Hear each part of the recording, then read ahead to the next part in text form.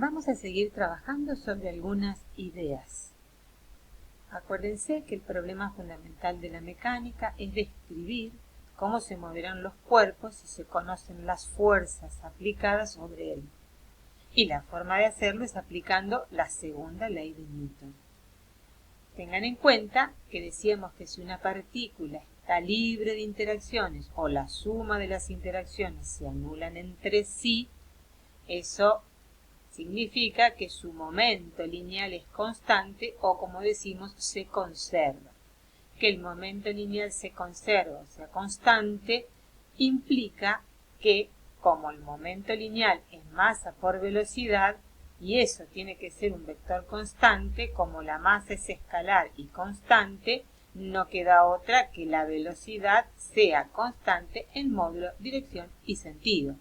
Y para que una partícula lleve una velocidad con módulo, dirección y sentido constante, la única posibilidad que tiene es que esa velocidad sea cero, o sea, esté en reposo, no se traslade, o que esa velocidad sea una velocidad en módulo constante en línea recta. O sea, estas dos condiciones es lo que nosotros llamamos equilibrio de traslación.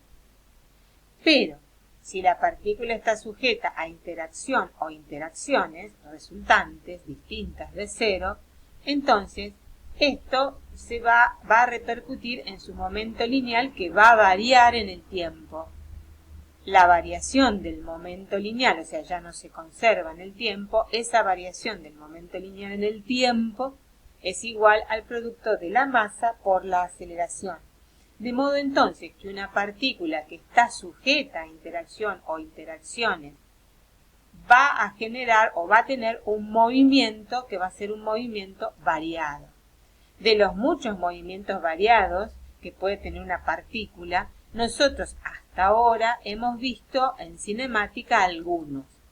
Por ejemplo, el movimiento rectilíneo uniforme, el movimiento parabólico o tiro parabólico y el movimiento circular. Del movimiento rectilíneo uniformemente variado nosotros tenemos en una dimensión, por ejemplo en el eje de las X horizontal, o los otros dos que vimos que son la caída libre y el tiro vertical. El movimiento parabólico es un movimiento en dos dimensiones que tiene aceleración constante, que es g, y la trayectoria es una parábola. Y el movimiento circular, que sí o sí tiene una aceleración, que es la aceleración centrípeta, y tiene una trayectoria en el plano, que es una circunferencia, y tendríamos el movimiento circular uniforme, o si la velocidad angular no es constante, es porque ese movimiento circular uniforme tiene las dos componentes de la aceleración distintas de cero.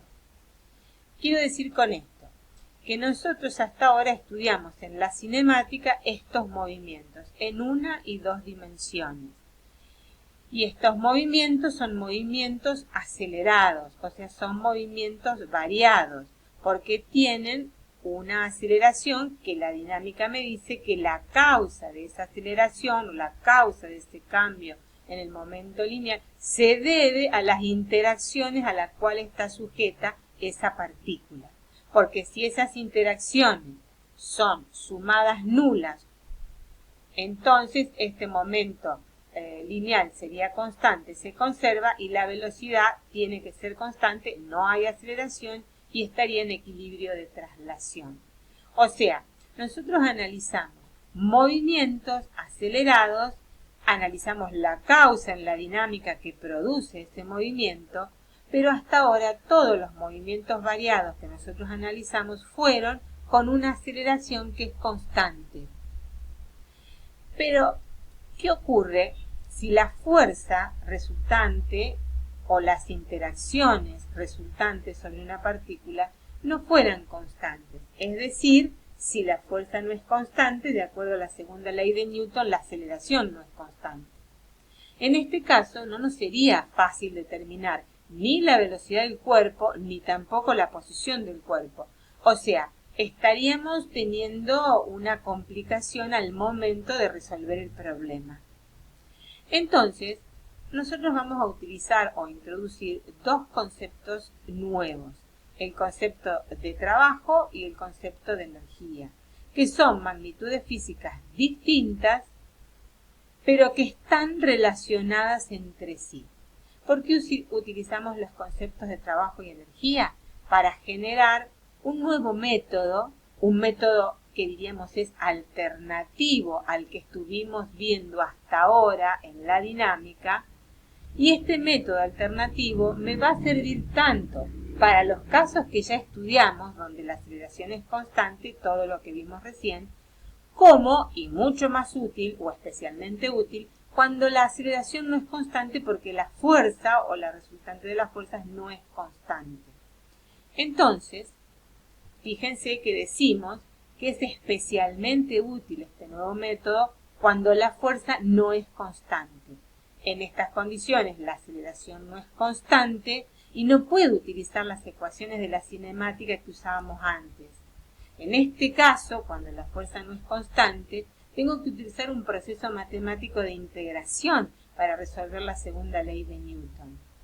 Entonces, vamos a utilizar el concepto de trabajo y energía, que si bien son conceptos nuevos, no hay que asustarse porque están basados en las leyes de Newton, lo cual quiere decir que no vamos a necesitar ningún otro principio físico nuevo para trabajar o entender trabajo y energía. Las fuerzas variables son aquellas que, por ejemplo, varían con la posición. Esas fuerzas son comunes en la naturaleza. Por ejemplo, la fuerza gravitacional o las fuerzas elásticas o las fuerzas electromagnéticas son fuerzas que dependen de la posición. La fuerza gravitacional, por ejemplo, o gravitatoria, todos los cuerpos, nosotros sabemos, que poseen masa, ejercen entre sí una interacción que es una atracción entre las masas, o sea, la masa M1 atrae a la masa M2 con esta interacción F1,2 que está dada por la ley de Newton, que se conoce como ley de la gravitación universal, y que es igual a menos una constante de gravitación universal por el producto de las masas sobre la distancia al cuadrado en la dirección U sub R, el versor U sub R, que nos da la dirección de la recta que une ambas masas.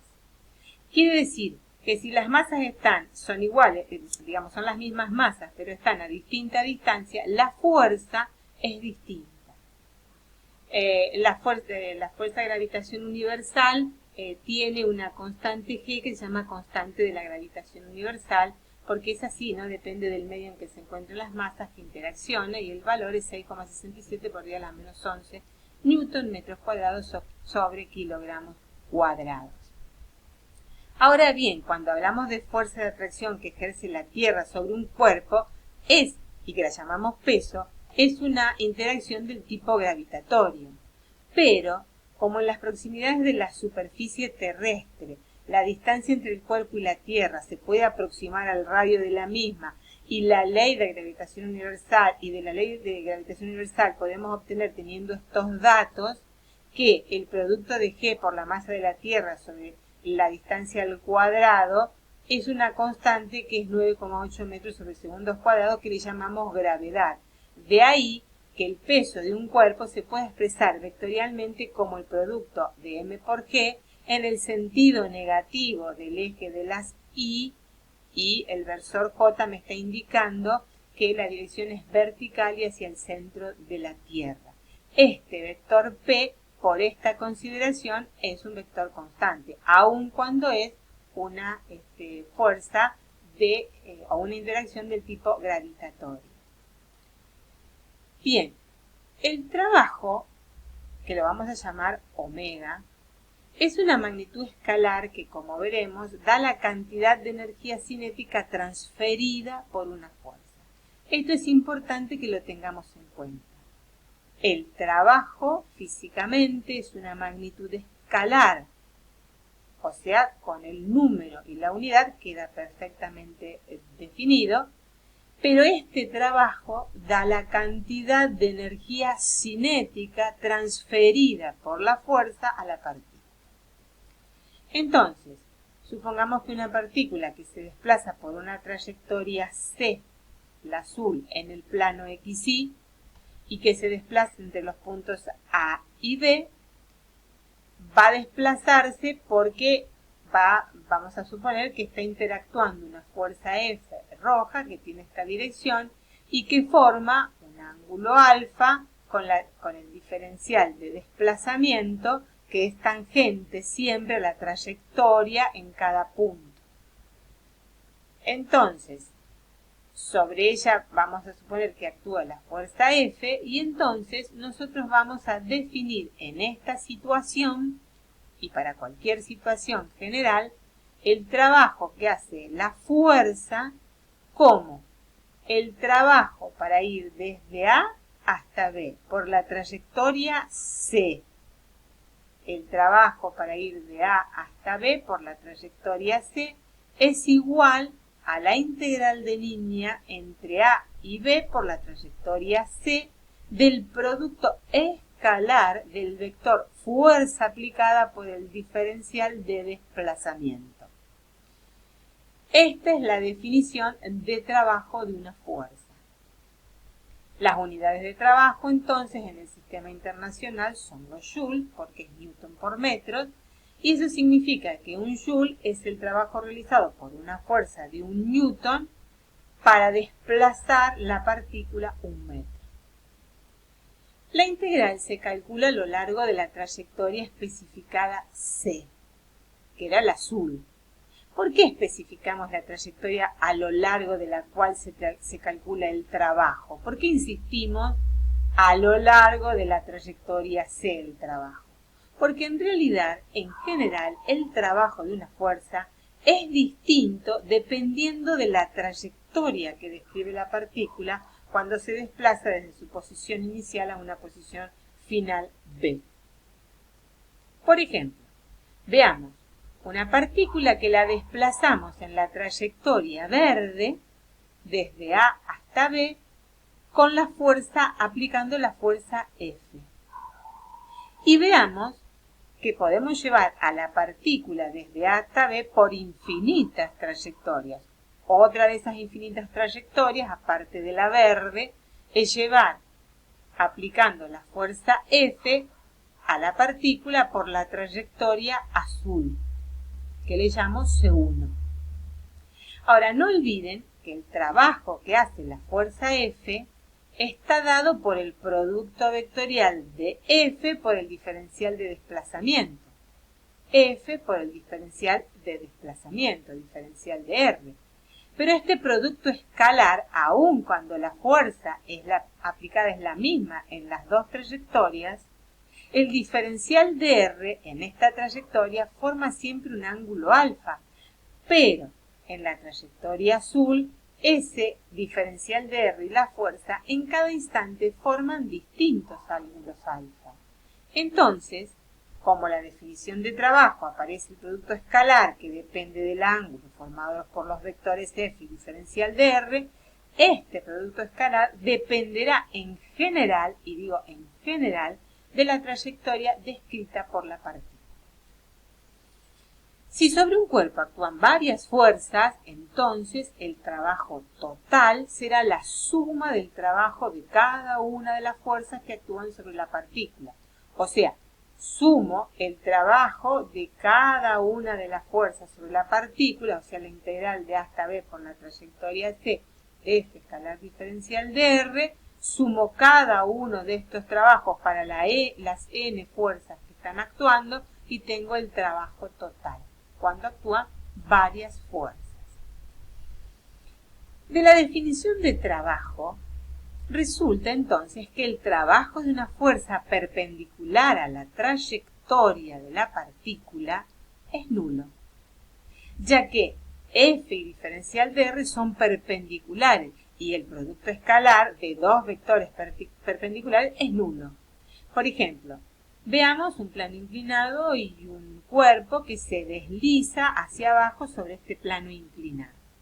Si uno hace análisis, diagrama de cuerpo libre, busca las interacciones de este cuerpo, va a darse cuenta que una interacción que tiene esta partícula es el peso, que es la interacción con la Tierra. el peso es vertical y hacia el centro de la Tierra. Pero la partícula o el cuerpo está apoyado sobre un plano y recibe del plano una interacción que es perpendicular a la superficie en contacto y saliente del plano, que le llamamos normal. Vamos a considerar que en este movimiento la partícula tiene una fuerza de rozamiento F sub R que obviamente es contraria al movimiento, en este caso es para arriba porque consideramos que el cuerpo se está deslizando hacia abajo. Entonces, fíjense, si el cuerpo se desliza hacia abajo en el plano, el diferencial de R tiene la dirección del plano y es hacia abajo. Entonces, la normal con ese diferencial de R forma un ángulo de 90 grados. Por lo tanto, el producto escalar de N por ese diferencial de R es 0. Por lo tanto, estamos en condiciones de decir que la normal no está haciendo trabajo. Si tenemos en cuenta que la fuerza normal siempre es perpendicular a la superficie en contacto, la normal nunca va a hacer trabajo. Es una fuerza que no hace trabajo. Ahora, ¿qué pasaría cuando el ángulo que forman los vectores fuerza y diferencial de desplazamiento es mayor que 90? Bueno, el producto escalar me da negativo. Por ejemplo, la fuerza de roce. En este caso, la fuerza de roce que se opone al movimiento forma un ángulo de 180 grados con el desplazamiento hacia abajo de la partícula. Entonces, el trabajo de la fuerza de roce es máximo y negativo. Tengamos en cuenta entonces que como la fuerza de rozamiento siempre se opone al movimiento, el trabajo de la fuerza de rozamiento siempre va a ser negativo. Ahora vamos a trabajar con el otro concepto, el de energía cinética. La energía cinética es una energía que tienen los cuerpos por el solo hecho de estar en movimiento. ¿Y cuál es la relación de la energía cinética con la otra magnitud física que es el trabajo de una fuerza? Vamos a analizar. El trabajo de una fuerza para llevar una partícula desde el punto A al punto B sobre la trayectoria, siguiendo la trayectoria C, era igual a la integral desde A hasta B por esa trayectoria de F escalar diferencial de R.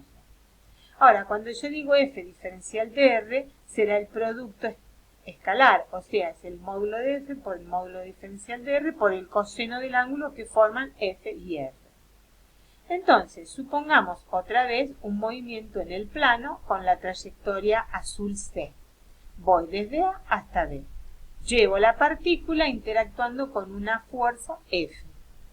Si yo proyecto la fuerza F en la dirección tangencial a la curva en cualquier instante, voy a tener la componente tangencial de la fuerza F. Esta componente tangencial de la fuerza F, o sea, la proyección de la fuerza sobre el eje tangente a la trayectoria, coincide con F por el coseno de alfa, o sea que F por el coseno de alfa es la componente tangencial de la fuerza. Lo tengo que multiplicar por el diferencial de R y si reemplazo fuerza por la ley de Newton, la fuerza es igual a la masa por la aceleración tangencial. Por lo tanto, si sustituyo el valor del módulo de la aceleración tangencial en la integral, va a ser la derivada de la velocidad con respecto al tiempo.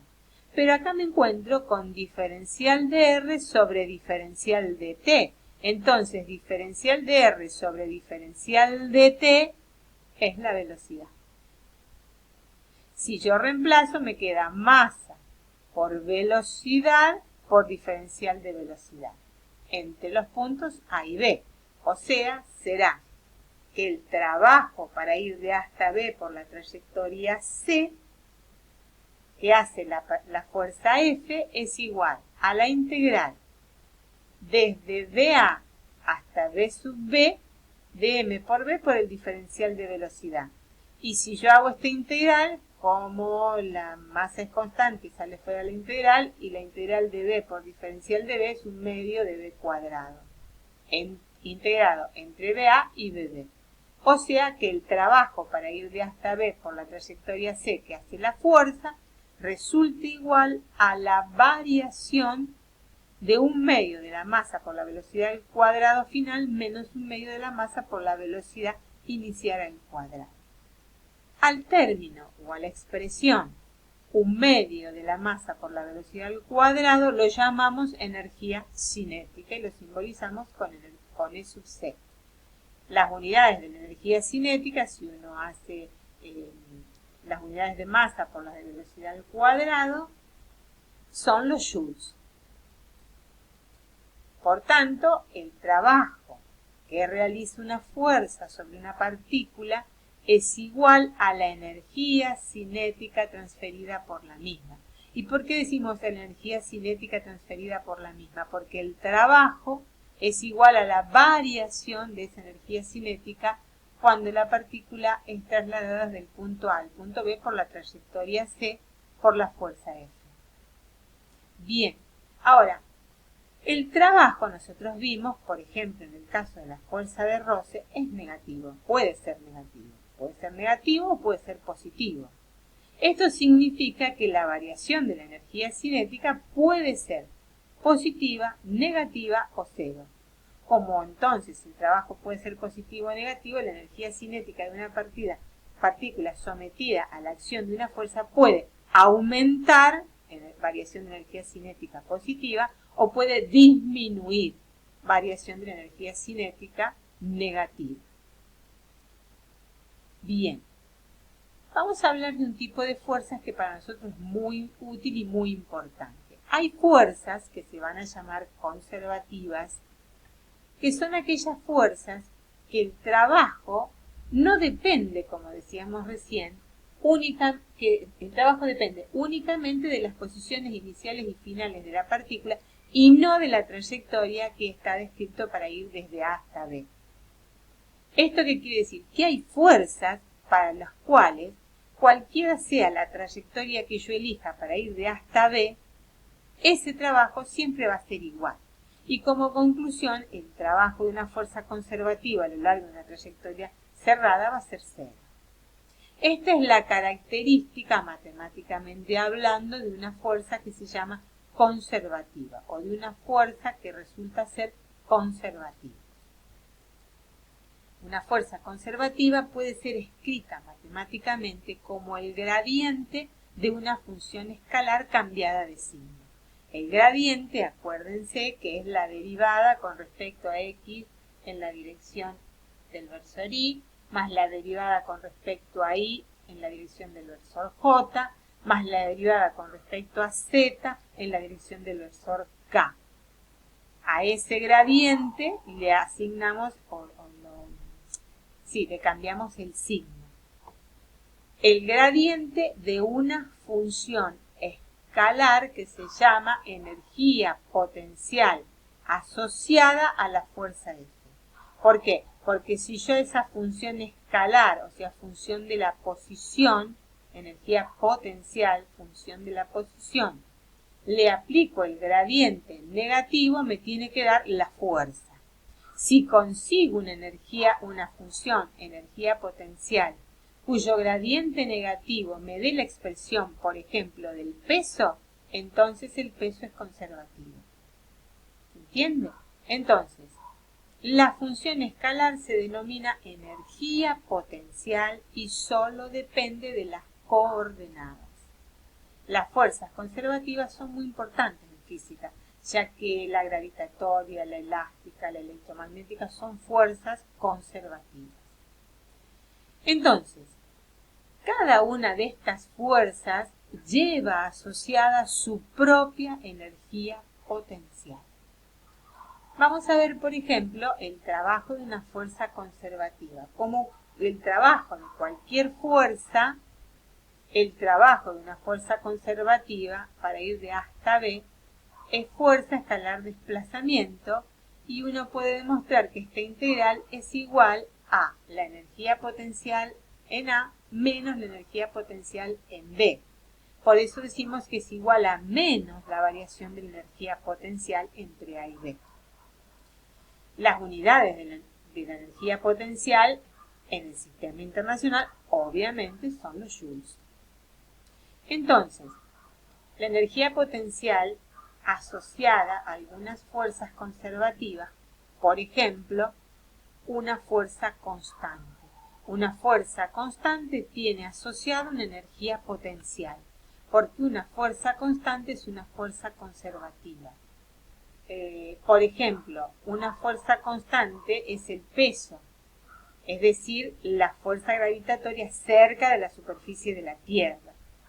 Este peso es una fuerza constante que apunta hacia el centro de la Tierra vectorialmente. El peso es m por g en la dirección j.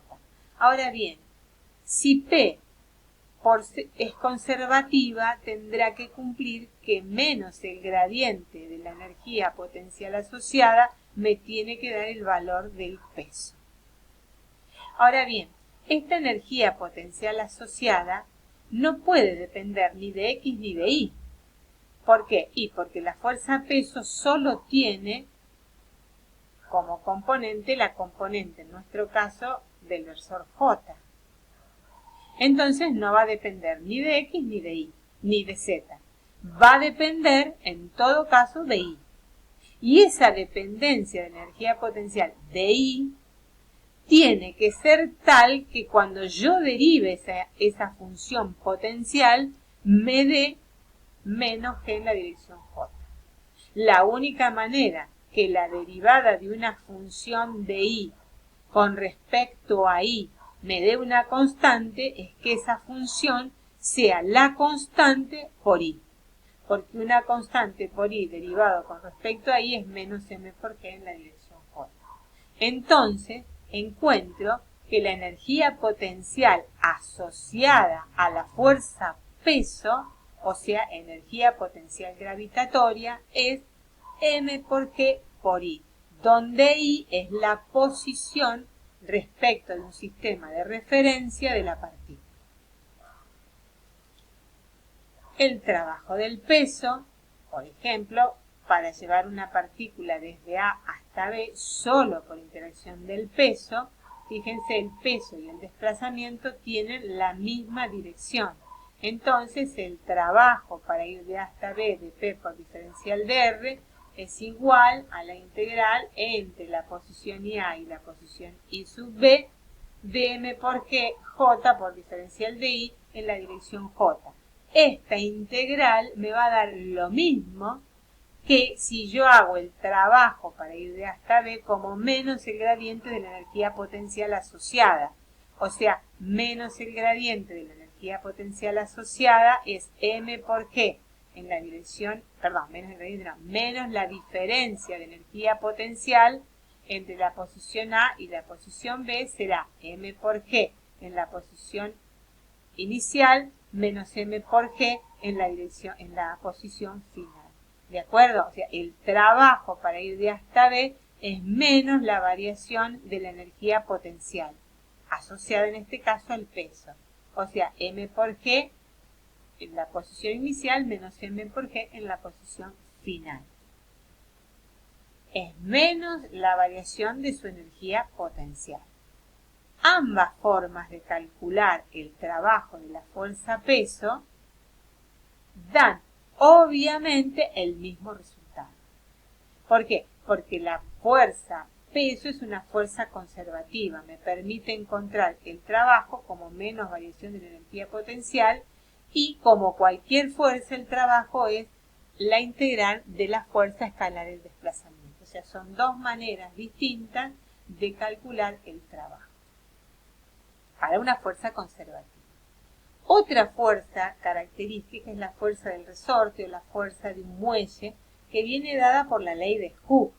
La fuerza que ejerce un resorte cuando es estirado o comprimido trata de volver a su posición de equilibrio y esa fuerza es proporcional al desplazamiento o al estiramiento o a la compresión que tiene el resorte y es de tipo de restitución, por eso tiene un signo negativo. En este caso sería un resorte que oscila en el plano en el plano horizontal, o sea, oscila en la dirección del verso-ori. La energía potencial, si es una fuerza conservativa, tiene que tener asociada una energía potencial que le vamos a llamar elástica. Y esa energía potencial elástica tiene que ser de tal modo que su derivada o su gradiente con respecto a, el gradiente de la energía potencial asociada tiene que darme la fuerza. Como en este caso la fuerza solo tiene una componente en la dirección del versor I, entonces el gradiente solo se reduce a menos la derivada de la energía potencial con respecto a la variable X en la dirección del versor I. Integrando esta ecuación entre 0 y la posición de estiramiento, por ejemplo, obtenemos lo que es la energía potencial asociada a esa fuerza que llamamos fuerza elástica. Entonces, tenemos acá la expresión de la energía potencial elástica. Acá se está tomando como nivel 0 de energía potencial la posición de equilibrio del resorte, o sea, cuando no está ni estirado ni comprimido. Entonces, la energía potencial elástica asociada a la deformación X es igual a un medio de la constante del resorte, que depende de las características del resorte, por la deformación X al cuadrado. Bueno, entonces hemos visto que el trabajo de una fuerza es igual a la variación de la energía cinética. Esto que está acá, trabajo de una fuerza, es igual a la variación de la energía cinética, o sea, a la energía cinética final menos la energía cinética inicial.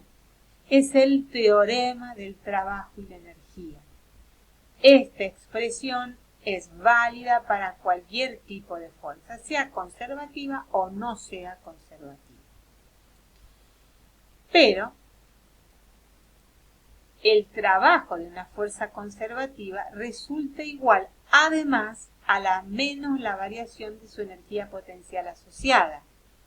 Entonces, para el caso de las fuerzas conservativas, se dan dos condiciones, solo para el caso de las fuerzas conservativas, que según el teorema del trabajo y la energía, el trabajo de la fuerza es igual a la variación de la energía cinética. Pero por ser una fuerza conservativa, además, el trabajo para ir de esta vez es igual a menos la variación de su energía potencial asociada. Entonces, para una fuerza conservativa podemos igualar las dos expresiones anteriores. Y además pasar al primer miembro todo lo que depende al estado inicial y al segundo miembro todo lo que depende al estado final. Entonces me queda energía potencial en A más energía cinética en A igual a la energía potencial en B más la energía cinética en B. La suma de la energía cinética y la potencial de una partícula se denomina energía mecánica. O sea, la energía mecánica es la energía cinética más la energía potencial. Hay que aclarar que puede ser que en una partícula esté actuando varias fuerzas conservativas, entonces la energía potencial será la suma de las energías potenciales asociadas a cada una de las fuerzas que actúan sobre la partícula. Entonces, volviendo a la expresión anterior, cuando sobre una partícula actúan fuerzas únicamente conservativas, la energía mecánica en el punto inicial, en el punto final y en cualquier punto, porque los puntos iniciales y finales acá eran arbitrarios, para cualquier punto de la trayectoria, la suma de la energía potencial más la energía cinética, o sea, la energía mecánica de la partícula, se mantiene constante. O sea, se conserva la energía mecánica si las fuerzas que actúan sobre una partícula son todas fuerzas conservativas. Esta es la razón por la que se denominan este tipo de fuerzas conservativas. Se llaman así porque bajo la acción de estas fuerzas conservativas, la energía mecánica de la partícula se conserva. Se conserva la energía mecánica. Esta expresión se puede escribir de otra manera. Como es energía potencial más cinética en energía potencial, esto es energía mecánica, será energía mecánica en el punto A igual a energía mecánica en el punto B. O si paso esto o la A restar al otro miembro, me queda variación de energía mecánica igual a 0. Esto se da cuando las fuerzas que actúan sobre la partícula son todas fuerzas conservativas. Acá tenemos un caso que sacamos de la página de Teresa Martín, Blas y otros, donde grafican un plano XY y una partícula que se mueve en el plano XY, pero en la trayectoria curva que ven acá. La partícula se suelta porque dice velocidad inicial 0 en el punto A. Si analizamos las fuerzas o interacciones sobre la partícula, vamos a tener que va a actuar el peso sobre la partícula y como está apoyada en la guía, va a haber una fuerza normal N perpendicular a la tangente a la trayectoria en cada punto. Como ustedes ven, la fuerza normal va a ser siempre perpendicular a la tangente de la trayectoria en cada punto. Por lo tanto, la fuerza normal va a ser siempre una fuerza perpendicular al diferencial de desplazamiento. Por lo tanto, la fuerza normal no hace ningún tipo de trabajo. La otra fuerza que me queda es la fuerza peso. Pero la fuerza peso es una fuerza conservativa, es una fuerza que conserva la energía mecánica de la partícula. Entonces, la energía mecánica en A tendrá que ser igual a la energía mecánica en B, en C, en D y en E, porque si no, bueno, no se conservaría y nosotros sabemos que se conserva porque el peso P es una fuerza conservativa. ¿Qué significa esto? Que cuando yo deje caer la partícula sobre la guía, la dejo caer, por eso velocidad inicial igual 0, rápidamente en ese instante la partícula tiene su mayor cantidad de energía potencial gravitatoria, mg por IA. Pero a medida que va bajando en la trayectoria, se va moviendo con mayor velocidad, se va acelerando. Pero va perdiendo energía potencial gravitatoria porque la altura va disminuyendo. Cuando llega al nivel 0 de la altura, la energía potencial gravitatoria vale 0, pero la energía cinética de 0 pasó a ser máxima. Y eso es lo que va a hacer que suba, siga moviéndose por la trayectoria hasta alcanzar el punto C. Ahora, en el punto C, parte de esta energía cinética se va a transformar en energía potencial gravitatoria porque se elevó hasta una altura IC y cuando llegue a D, que está a la misma altura inicial, entonces la energía potencial gravitatoria en D es la misma que en A. Por lo tanto, la partícula en D va a frenar y va a volver sobre la guía a hacer una especie de movimiento periódico. ¿Por qué no llega hasta E la partícula? Y porque tendríamos que crear energía para que pueda subir un poquito más. Acá toda la energía cinética del punto B se transformó en energía potencial gravitatoria. No va a subir hasta el punto E. Decíamos entonces, la normal no hace el trabajo, la única fuerza en este caso que transfiere energía a la cinética de la partícula es el peso. Como es una fuerza conservativa, conserva la energía mecánica, por lo tanto la suma de la cinética y la potencial es siempre lo mismo a lo largo de todo el recorrido, la suma. En el punto A la partícula solo tiene energía potencial, en el punto B solo tiene energía cinética y que va a ser en valor igual a la energía potencial en A Y en D va a tener solo energía potencial gravitatoria, que va a ser igual que la energía potencial gravitatoria en A. Entonces, en cualquier otro punto de la trayectoria habrá una combinación de ambas energías, potencial y cinética. Cuando una aumenta, la otra baja. ¿Por qué? Como el peso es la única fuerza y es conservativa que está actuando en el movimiento de la partícula que hace trabajo, entonces la energía mecánica se conserva en cualquier punto de la trayectoria. El punto E, decíamos, no es alcanzable por la partícula porque para llegar a E necesitaría más energía mecánica de la que tiene. La energía mecánica se conserva en esta situación. Ahora, ¿qué ocurre si no es este caso donde actúa solo el peso, que es una fuerza conservativa? Supongamos que actúe el peso y una fuerza de rozamiento. Cuando sobre la partícula actúan fuerzas conservativas como el peso y no conservativas como el rozamiento, hay que utilizar la expresión que relaciona el trabajo con la variación de la energía cinética. O sea, hay que trabajar con la definición o el teorema del trabajo y la energía. El trabajo o la suma de los trabajos de cada una de las fuerzas es igual a la variación de la energía cinética. Entonces, el primer miembro, donde hablamos del trabajo, que ahora es la suma del trabajo, por ejemplo, del peso y de la fuerza de rozamiento, entonces lo vamos a desdoblar. El trabajo total será el trabajo de la fuerza peso más el trabajo de la fuerza de rozamiento.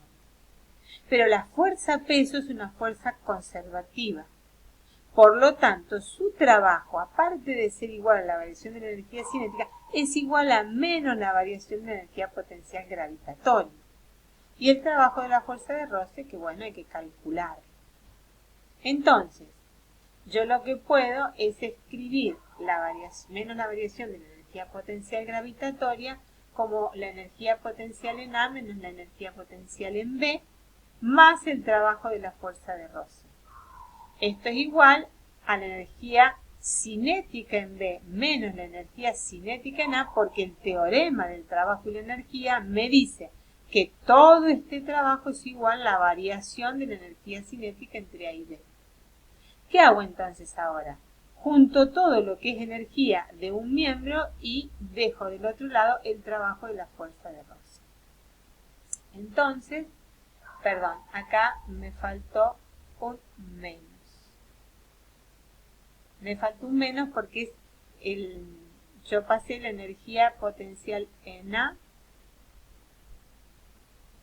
No, está bien, pasamos al revés. Dejé el trabajo de este lado y pasé estas energías del otro miembro. Entonces me queda, fíjense, energía potencial en B, energía cinética en B. Energía potencial en A, energía cinética en A. Y están restadas, lo cual quiere decir que tengo la energía mecánica en B menos la energía mecánica en A. O sea, la variación de la energía mecánica es igual al trabajo de la fuerza de roce entre A y B por la trayectoria C. Esta nueva expresión de variación de la energía mecánica igual al trabajo de las fuerzas no conservativas me está indicando que cuando hay fuerzas no conservativas la energía mecánica no se conserva. Es igual al trabajo de las fuerzas no conservativas. El trabajo es la cantidad de energía transferida de un sistema a otro mediante una fuerza cuando se produce un desplazamiento. Cuando hablamos de sistema, o también sustancia de trabajo, definimos sistema como la parte del universo que yo tomo o aíslo para estudiar. Por eso sistema puede ser un sistema termodinámico, puede ser una célula, una persona, una partícula, etc. Bien, por último, es interesante saber cuál es la velocidad con la cual la fuerza le transfiere a la partícula energía cinética. Esa velocidad de transferencia de energía es lo que llamamos potencia. Entonces, si se aplica una fuerza externa a un cuerpo y se realiza trabajo diferencial de W en un intervalo de tiempo diferencial de t, la potencia instantánea P se define como el diferencial de trabajo sobre el diferencial de t. Las unidades son los watts y podemos decir que como el diferencial de trabajo es fuerza escalar diferencial de R, se puede escribir también potencia, ojo, no es peso, sino potencia, como el producto escalar de F por diferencial de R sobre diferencial de T, y diferencial de R y diferencial de T es nada más ni nada menos que la velocidad. O sea que la potencia también se escribe como la fuerza aplicada por la velocidad. Bueno, espero que les haya servido estas ideas que desarrollamos en este capítulo. Nos veremos en un próximo encuentro. Muchas gracias.